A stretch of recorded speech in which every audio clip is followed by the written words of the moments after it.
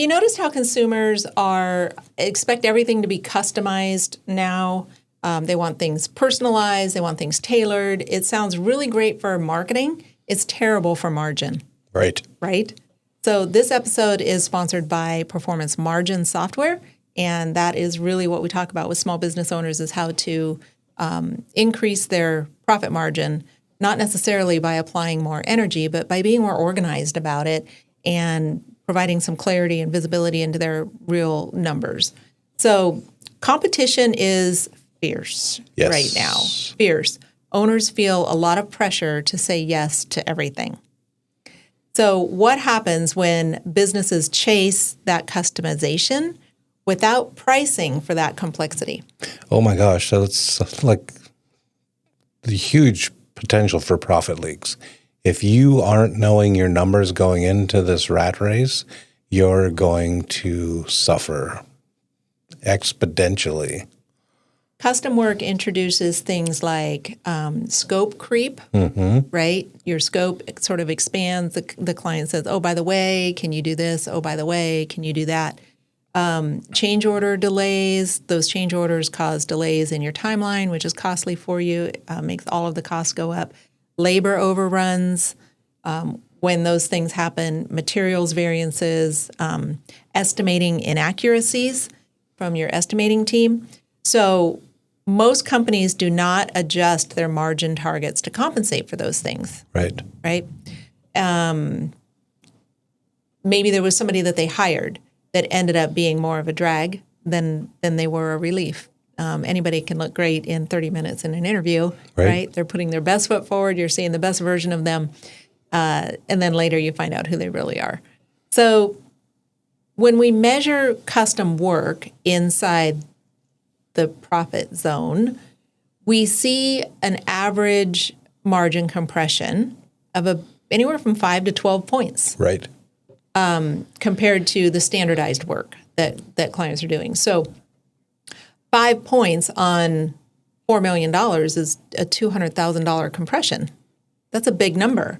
Is customization worth $200,000? It's kind of the $1 million question. So what I want you to answer is, why do owners fall into this trap even when they know better?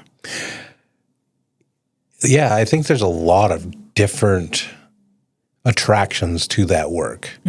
Usually the work's really sexy, so they can tie their name to it, so there's a sense of pride. But if you're not prepared for how to get to that successful job, it could cost you a lot. You know, your $200,000 mark is pretty accurate. So the way to look at that, if you feel prepared, that $200,000 you get to keep if you know how your job should be costed properly. And a lot of the customization is just the consumer. They want everything and they want it now. So, you know, it's the convenience stores popped up through our generation, and bread was twice of what it was in a grocery store because you could get it without having to drive across down to the grocery store. So these are some of the things that convenience costs the end user. So don't forget that.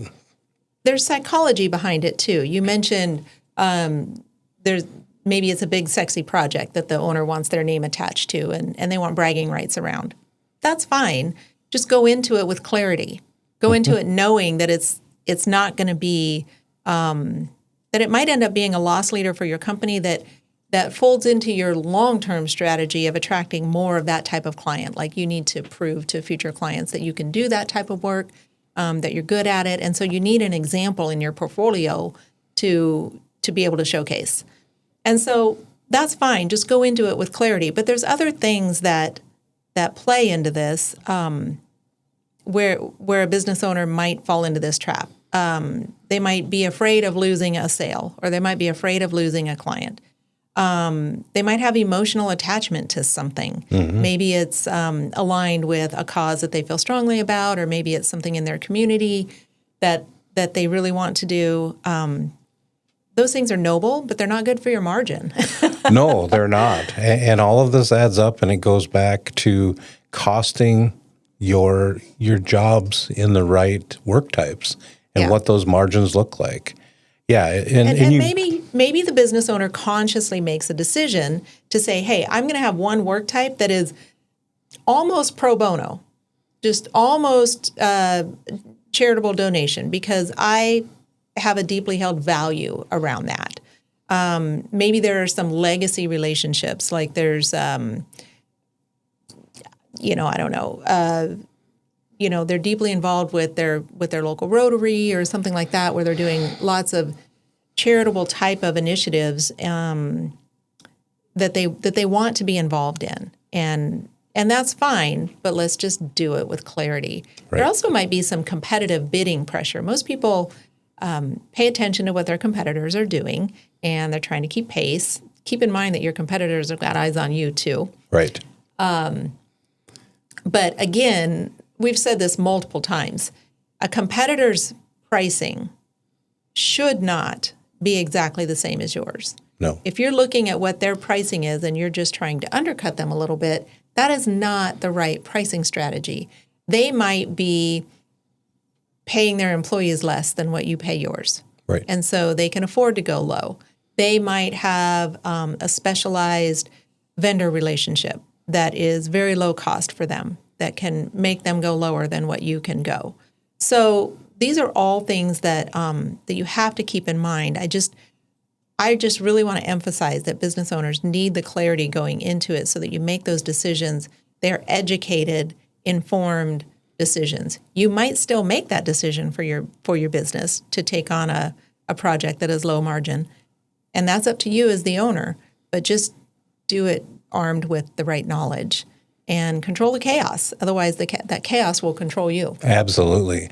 And these customized jobs are going to take more of your time to make sure that everything falls into place and you don't get 25% into a project and something was off back at like a 10% mark and you need to redo some of your work. That's a great point. These custom projects need to be managed much more tightly. Correct. You cannot do that as any kind of a loose cannon. So the framework around the solution there is to define your core offers, all right?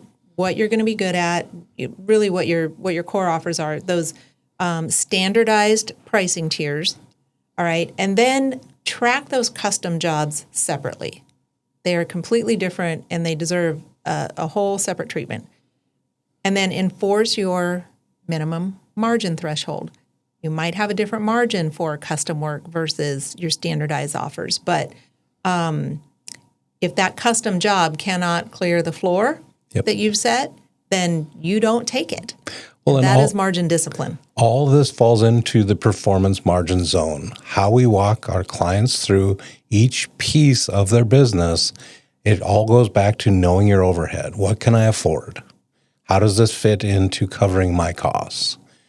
How do these work resources or work types fit into our margins? Mm-hmm. So it's all in the processes. So, yeah. You don't need more work. You just need better work. Exactly. And that's a relief for a lot of business owners to hear. You don't need more work. You just need to be doing what you're doing better. And better work starts with enforceable, disciplined margin rules. Right. Exactly.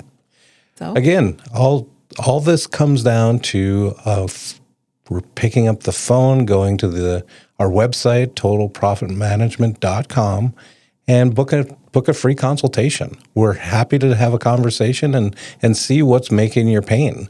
And at the end of the day, take her cool. It's all going to be fine. It's all going to work out.